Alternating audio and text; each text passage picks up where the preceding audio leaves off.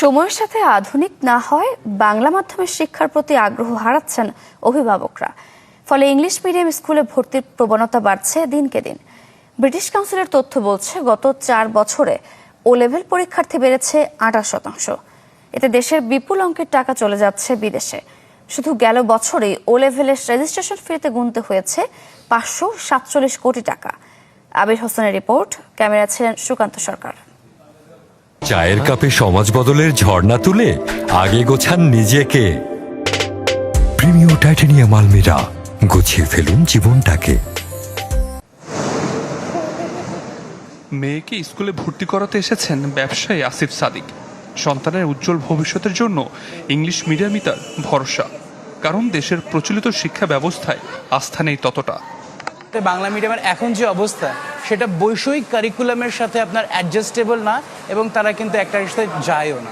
যাদের একটু অবস্থা একটু ক্যাপাবিলিটি আছে, যার নাই, এবং সেও কিন্তু তার পারলে তার সম্পত্তি বিক্রি করে হলেও তার বাচ্চাকে ভালো প্রতিষ্ঠানে দিচ্ছে। আর কিছুদিন পরই ও লেভেলে পরীক্ষায় বসবে এই শিক্ষার্থীরা। তাদের অনেকেরই স্বপ্ন উচ্চশিক্ষার জন্য বিদেশে পাড়ি জমানোর। English medium has better study options. এখানে ল্যাঙ্গুয়েজটা নিয়ে ফোকাস করে, অনেক ম্যাথসও অনেক ফোকাস করে এটা নিয়ে। এক্সট্রা কারিকুলাম সাবজেক্টস আছে যেরকম কম্পিউটার সায়েন্স, জার্মান, ওখানে অনেক আমাদেরকে টিচ করে।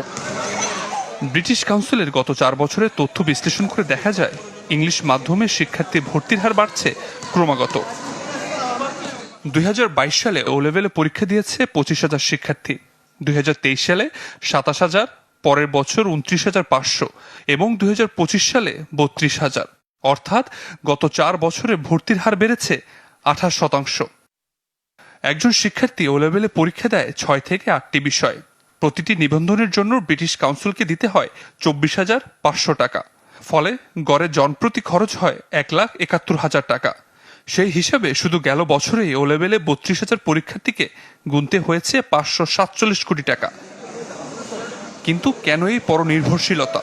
শিক্ষাবিদরা আঙুল তুলেছেন দেশের শিক্ষা ব্যবস্থার ঘুণ পোকাগুলোর দিকে, যেখানে আছে ঘন ঘন কারিকুলাম পরিবর্তন, যোগ্য শিক্ষকের সংকট, নিয়োগে অনিয়ম আর গবেষণার শূন্যতা।